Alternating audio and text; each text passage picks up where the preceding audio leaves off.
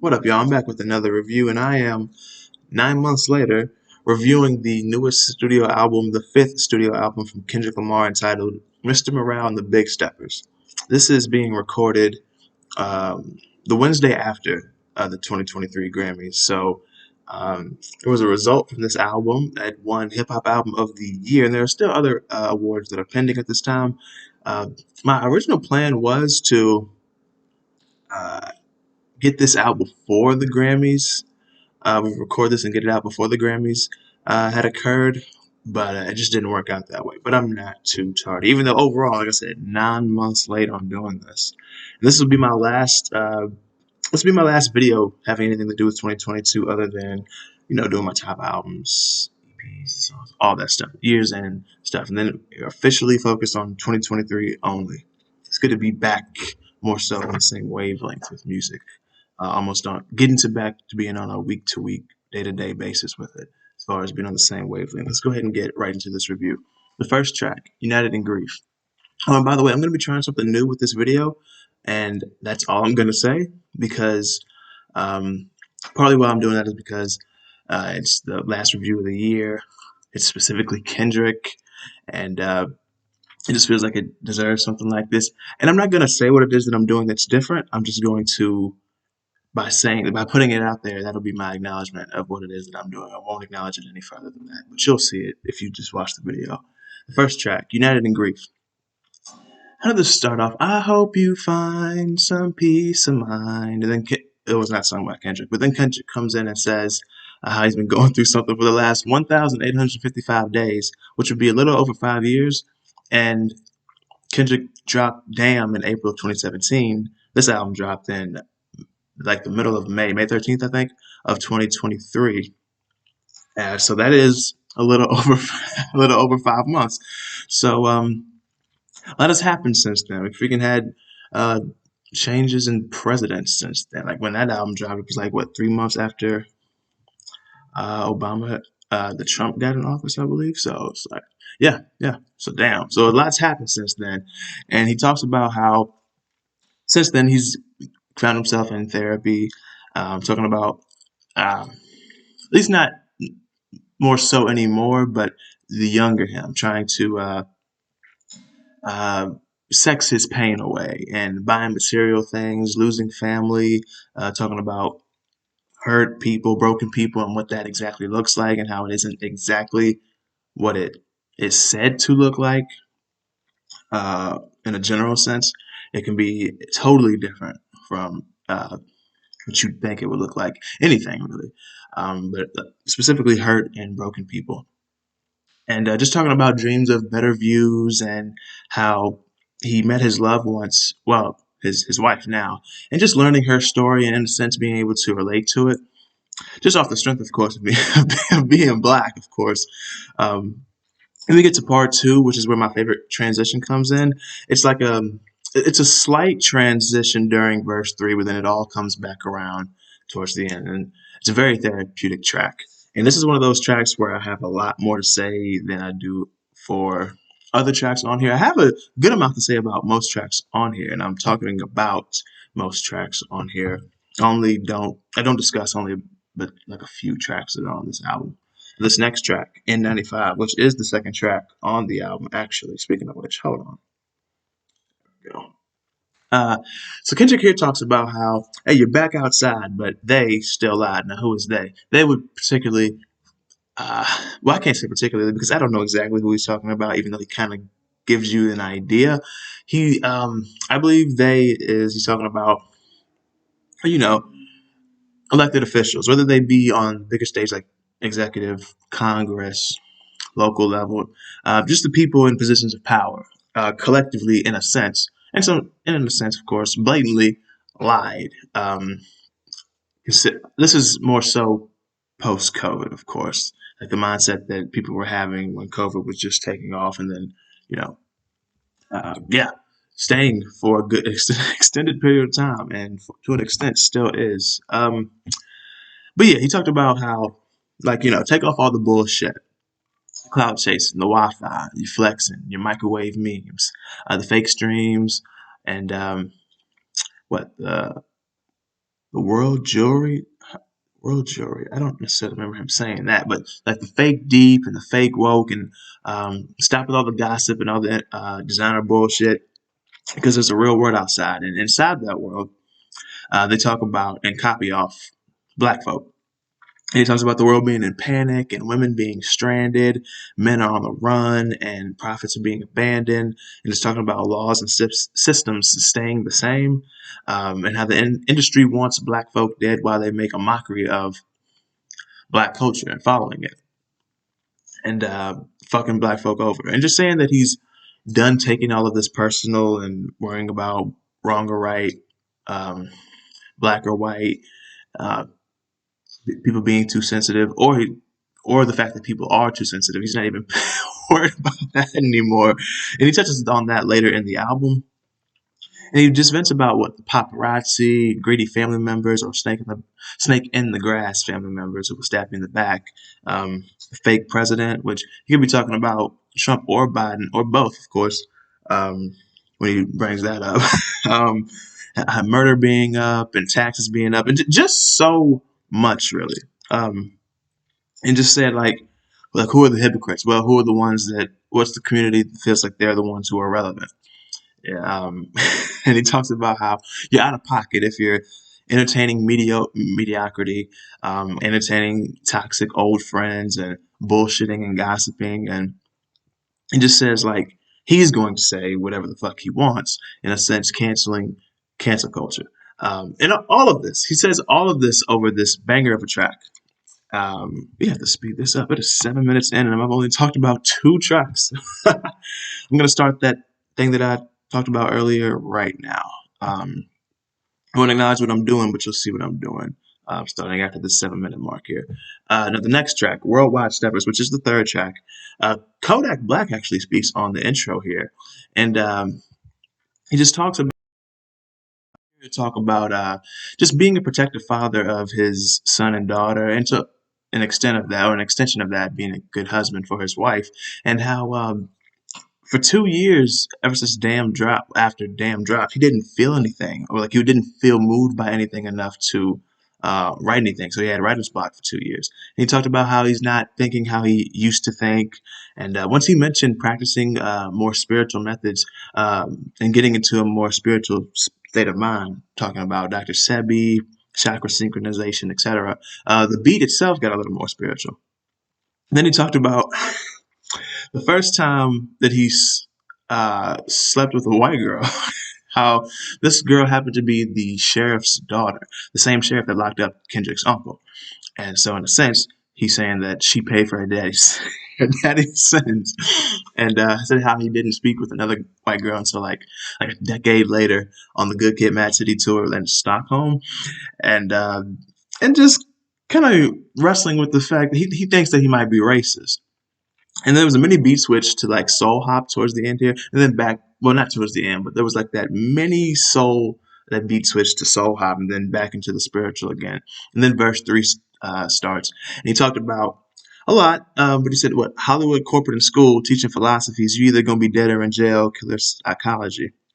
Then he talks about the media being the new religion, killing consciousness, and how people's jealousy is way too pretentious and how it kills accomplishments, and freedom of speech being killed because people are too sensitive these days, and everything else that he talks that he touches on on verse three, everything else after that, because he was just laying it all out there. Now this next track, Die Hard, featuring Blast and Amanda Reef. I hope I'm saying that right, Reefer or Rifer. Now I have to question here: what is he exactly talking about? Die hard, like just having a die hard attitude, or something specifically dying hard? Is it the toxicity? Is it the ego? Is it goodness? Is it the trauma that dies hard? That so you can grow as a person and overcome, what's holding you back. Mentally and emotionally as an extension of that, and vice versa. Here, K Dot just talks about losing his way along the way, and how his truth is now too complicated to hide, and he's just pondering if he can be trusted, and can he be loved, and can he love and trust someone else. And he also touches on all of this over one of the a more accessible beat in a sense, in a way that reminds me of Loyalty off of Damn, featuring Rihanna. Now this next track, Father Time featuring Sampha. Um, this starts off with K Dot's wife saying that he needs to go to therapy, and he is not hearing any of it. And he actually says, "Well, everyone needs it." But then she says, "Yeah. Well, you need something like you need something different. Like you need to reach out to Eckhart. Eckhart being Eckhart Tolle, the author of self-help book, The Power of Now," which I thought was, when I first read that like 5 years ago, I thought it was like a newer book. That thing's been out since like what, at least the early mid '90s. So I was like, damn.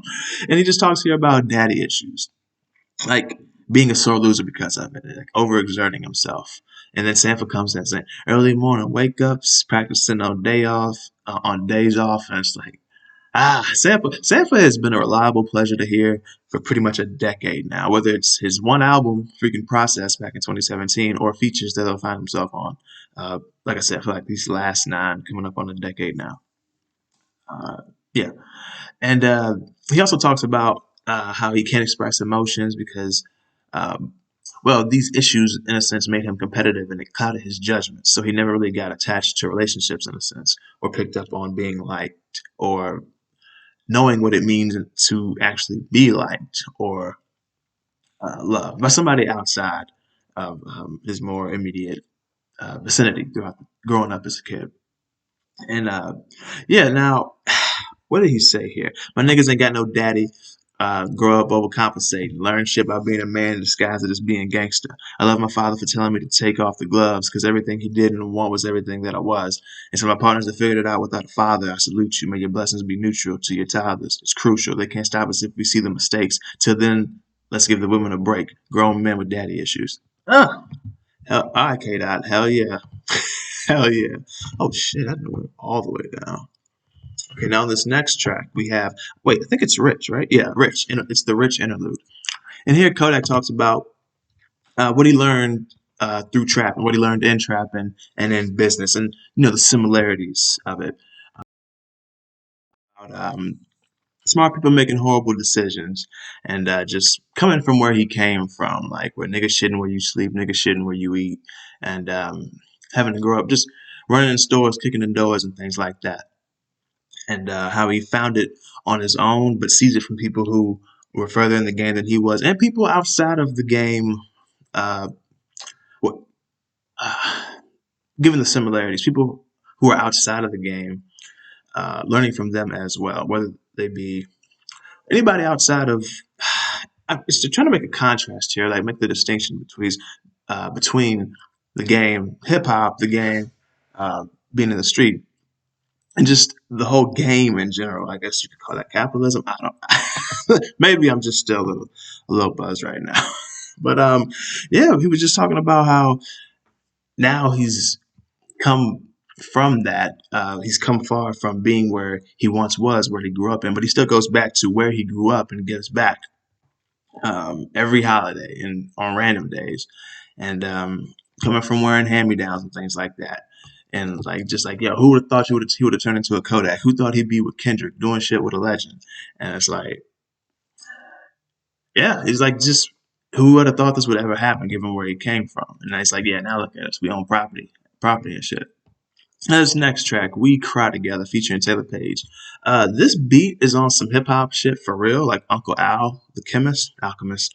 It's featured on the production. It's a very long track that is basically a fight that turns into a fuck. I'm not gonna go into everything that I said. I'm just gonna say, listen to the track. Yo, if you know what this track is, it's like one of the biggest standouts, even though it's not necessarily one of my favorites.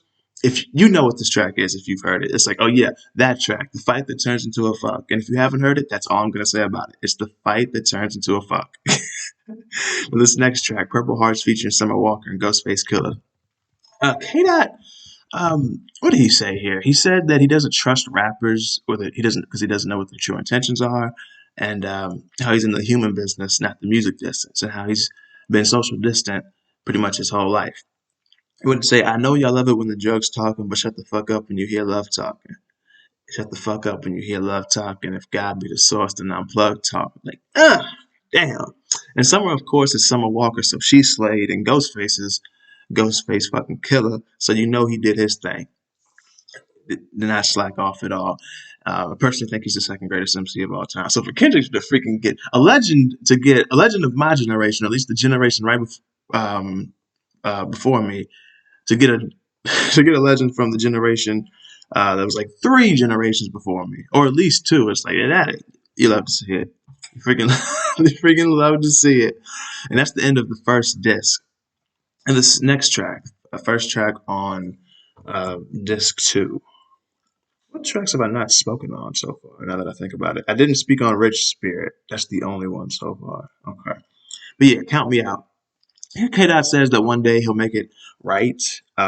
Just his wrongs, what he knows that is wrong, and what he feels that is wrong, and how a mask can't hide who you are inside, and how he's pleasing everyone but himself, caring too much, wanting to share too much, being in his head too much, and how he, at the same time, he shuts down too, and how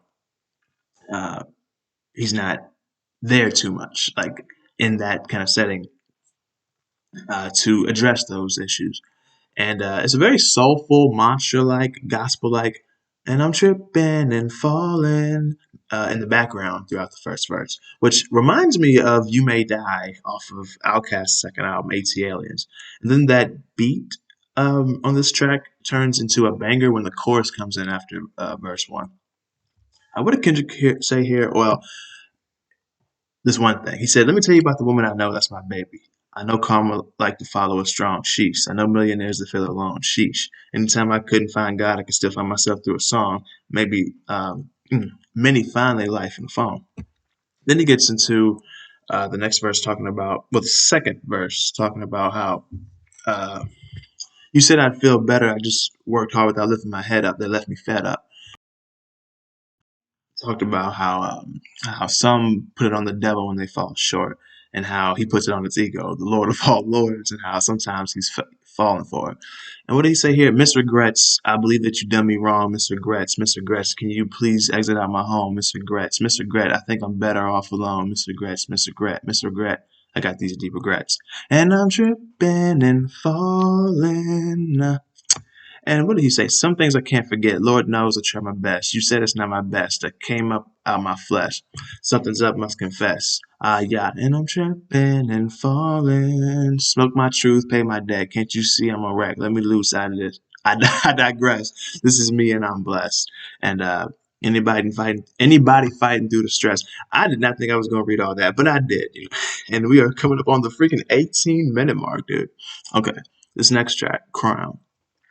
Here he just talks about just coming to the realization, like just really accepting it, like how you can't please everybody, and how the time will come when you have to say no to somebody, and when you say no, everything that you've done for them, suddenly they have amnesia, and how one thing that he's learned is how love changes with the seasons, and just how heavy is the head that chose to wear the crown, and to whom much is given.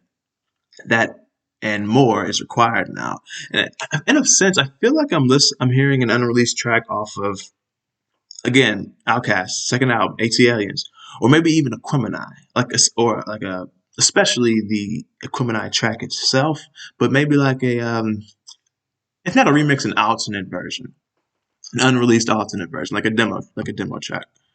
Now this next track, Savior, featuring Baby Kim and Sam Dew. I did not know. Fun fact for anyone who didn't know. If you already know, well, just listen anyway. I did not know that freaking Baby Kim was Kendrick's cousin. All right then, Nick, and freaking what? Nick Young is too, NBA players? It's like, okay, damn. All right. Here K-Dot talks about how Kendrick himself make you think about it, but he is not your savior, and how J. Cole makes you feel empowered, but he is not your savior, and how Future said to get a money counter, but he is not your savior. LeBron, who last night, February 7th, 2023, broke the all-time NBA scoring record. LeBron made you give him his flowers, but he is not your savior. And I just fuck with the freaking chorus here. It's like, are you happy for me? Smile on my face, but are you happy for me? It's like, it was just catchy. It's kind of groovy too. Just hell yeah. And here Kendrick talks about how he saw a Christian said that the vaccine was the mark of the beast, the COVID vaccine. And then he said, then he caught COVID and prayed. Well, then those same people caught COVID and prayed to Pfizer for relief. Then he said he himself caught COVID and started to question Kyrie. He said, like, Pac is dead, so you have to think for yourself. Now there are heroes out here looking for villains to help. Now, a question: in what way does he mean that exactly? Like, does he mean heroes disappointing their fans by helping villains, revealing themselves to be villains? Heroes with egos on an ego trip? Like, is he referring to them and how they make up villains to fight? Or is he like saying they're looking for someone to help tell the story of make it a reality of good versus evil, paint that which is reality. And he said how he hates capitalists posing as compassionate people. He hates that. It makes him sick. And I just couldn't help but easy clap for that. And I don't know if him saying that about capitalists posing as people as being compassionate, I don't know if that necessarily answers my question or not. In a sense, I feel like it does. But let's go ahead and get to the next track. The next track, Auntie Diaries. This song is about his auntie being a man now, but also he talks about his cousin, I believe, becoming a man, become a woman now. He was talking about saying, well, faggot, the F word, and how it's a slur against LGBT people. And talking about how one of his cousins is a woman now, and how the preacher his preacher that he grew up going to the church that he went to, the preacher thinks that his kinfolk, though his trans kinfolk specifically, they are an abomination and are exactly what is wrong with the world. He talks about coming to grips with his use of the F word, and it brought him back to the show where he brought one of his fans up on stage with him, who happened to be a white girl, and she came up on stage to rap with him by his request, but then took problem with her saying nigga. And then he realized the contradiction, saying, to truly understand love, switch position. Faggot, faggot, faggot. We can say it together, but only if you let a white girl say nigga. Yo, I was like, oh, wait.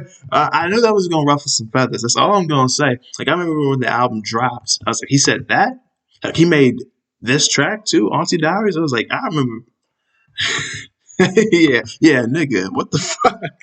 And I knew it was gonna ruffle some feathers, and it reached further than I thought it would, or it even got the attention of people that I watch for entertainment, and it was like, this reached them too. But consider who some of those people are. It's like it's not really a surprise now. Now this next track, Mr. Morale featuring Tana Leon or Leone. This beat has a funk, techish kind of groove about it. Here he talked about how Enoch, which is the name of his son, saying, your father's just detox. My calling is right on time. Transformation. I made 1,000 lives and like 3,000 wives. You should know I'm slightly off, fighting off demons that been outside, better known as myself. I'm a demigod. Every thought is creative sometimes. I'm afraid of my open mind. And here then Kendrick talks about just having this shit on his mind. And how it's just heavy and having to tell it in pieces because it's way too heavy. But his life as an MC to an extent is on demand. But he makes you, like I said, makes you wait for the album anyway.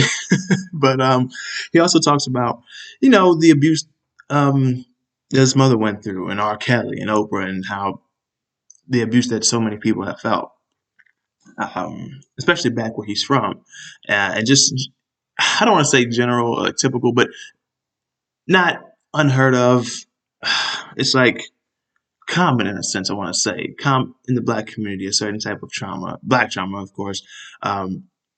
Just knowing his experience is a result of that experience of black trauma, and how Tyler Perry is kind of has been the face of so many rappers, acknowledged or not, I guess, because it's his opinion, but I've never thought about it that way. But I guess, yeah, like you said, Kendrick made you think about it.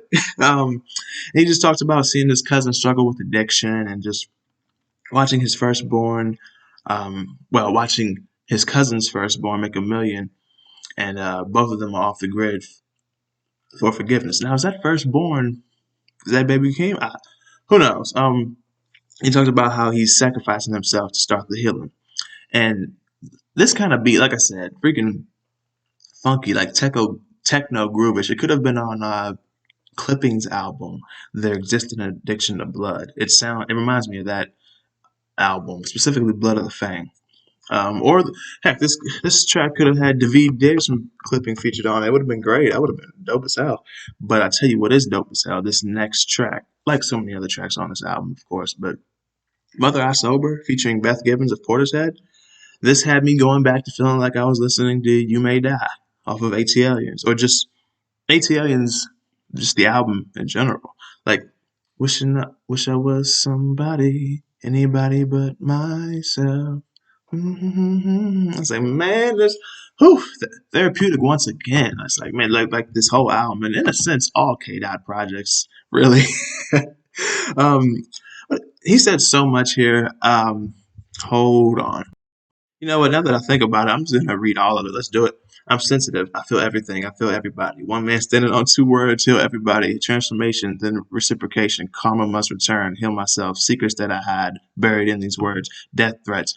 Ego must die, but I let it purge. Pacify. Broken pieces of me. It was all a blur. Mother cried. Put the hands on her. It was family ties. I heard it all. Should have grabbed a gun, but I was only 5. I still feel it weighing on my heart, my first tough decision, and the shadows clinging to my soul as my only critic. Where's my faith? Told you I was Christian, but just not today. I transformed, praying to trees. God is taking shape. My mother's mother followed me for years in her afterlife, staring at me on back of some buses. I wake up at night, loved her dearly, traded in my tears for a Range Rover transformation. You ain't felt grief till you felt it sober. Then the second, then the second verse, and he touches on being asked if his cousin touched him by his family. Again, and he said he told the truth, but no one believed him. And he just talked about how he started rhyming to cope for losing trust in himself, even though he knew he told the truth. Um, and just talked about how he's famous now, but he feels uneasy, and how he has a lawyer whose aura that he wishes to match because he seems to be at peace. And Kendrick talks about finding relief in nature. And what did he say here? Spirit God whisper in my ear, tell me that she sees me. Did he touch you? I said no again. Still, they didn't believe me. Mother's brother said he got revenge for my mother's face, black and blue, the image of my queen that I can't erase. Till this day, can't look her in the eyes. Pain is taking over. Blame myself. You ain't never felt guilt till you felt it sober. And freaking verse 3, I'm not reading all that. This was like an extended freaking, it is so deep. It's so much trauma. I mean, and we're deep right now. We're coming up on 28 minutes of this review, bruh. But it's worth it though. Like I've had a 30-minute review on the channel before anyway. I'm not exactly fond of this, but Jesus. But I will say this though. My goodness, you did it. This is what Kendrick's wife is saying to their daughter. So I guess this was recorded years ago when she was, maybe like 2 years old, maybe 3. Uh, you did it. I'm proud of you. You broke a generational curse. Say, thank you, Dad. And then his daughter said, thank you, Daddy. Thank you, Mommy. Thank you, brother. Mr. Morale. And that part made me tear up the first time I listened to the album. Oh my goodness, it's beautiful. And this is what he talked about in the beginning. He said, like just having his daughter and his son break generational ties, breaking those generational curses, um, breaking those tropes, not having that same trauma, being a better extension of who they come from, their parents. It's like it's beautiful. It's tying it all back towards the end. The next track, Mirror. Here, Kendrick talks about how the pressure is taking him over, and it's beginning to loom. Um, and he said, well, again, so much really. He just talked about choosing himself and how he's sorry. And all I have to say about that is, don't be. Just coming to realizations uh, of love, or this love, that takes pleasure from his pain. When she knows his situation, um, it's like, so I guess like a, not necessarily a breakup between a significant other, but maybe more so not getting back together with a significant other.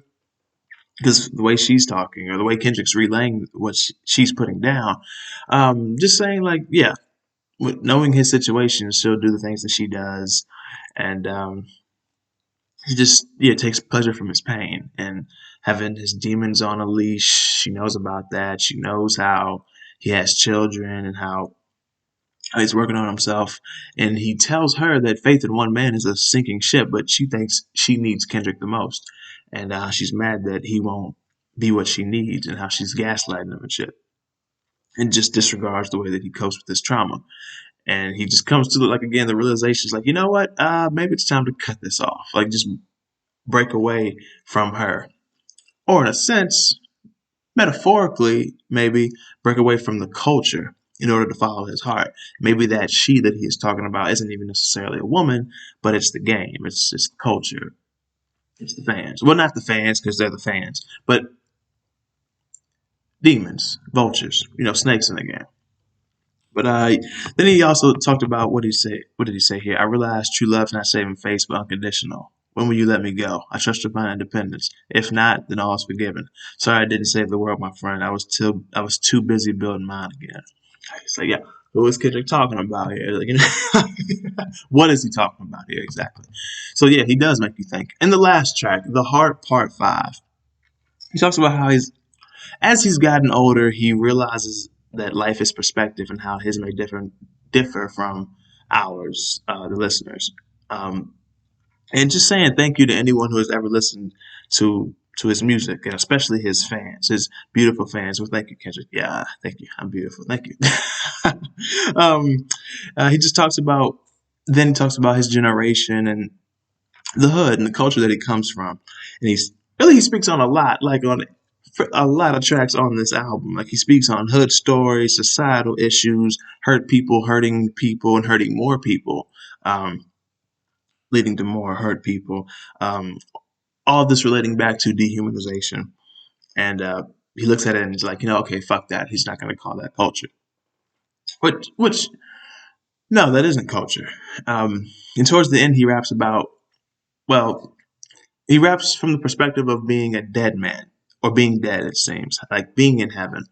Whether you want to say in heaven in the philosophical, in the metaphysical sense, or in metaphorical sense, just saying that he doesn't have to be in flesh to give hugs, and how he doesn't have to be in the flesh to love or be there for someone that he cares about. And just wanting his kids to see all of his interviews, for his neighborhood to be kept, well, to keep the good, and to keep the babies and the leaders out of jail. And he also touches on his killer's soul is in question. It's like, now, again, literal or metaphorical, who or what is he talking about? Who is his, or what is the killer? So that's in question for me. Those are the questions for me. And like I said, also I hear it all as a metaphor, or I also hear these things as a metaphor. And he just talks about how the old him is dead, and this is the new him, or at least it seems that way. Like again, this is all I'm viewing this from a metaphorical uh, lens as well, especially knowing the kind of artist that Kendrick is. Um, but this new him, people might miss the old Kendrick, but this new him is the one that's in heaven. So how will they take that? Are they going to be like that supposed woman that was just in the previous track talking about disregarding how he copes? Or is that the game? Is that the culture? Is this why he's saying fuck it? It's like, man, he makes you think. And it's kind of like a wave into the sunset towards the end, considering what K Dot is saying, but especially over this beat that had that exact same vibe the other track, like just waving as you ride off into the sunset. And that's pretty much it. And I actually wrote a summary for this album. Let's go ahead and read that real quick. So, K-Dot has the crown, but does he even want it anymore? Is it titled Mr. Morale and the Big Steppers because he is the Mr. Morale in the game? Hip hop. And are the Big Steppers his fans? Are they like overstepping? What? Is he Mr. Morale for his family and the Big Steppers are his family?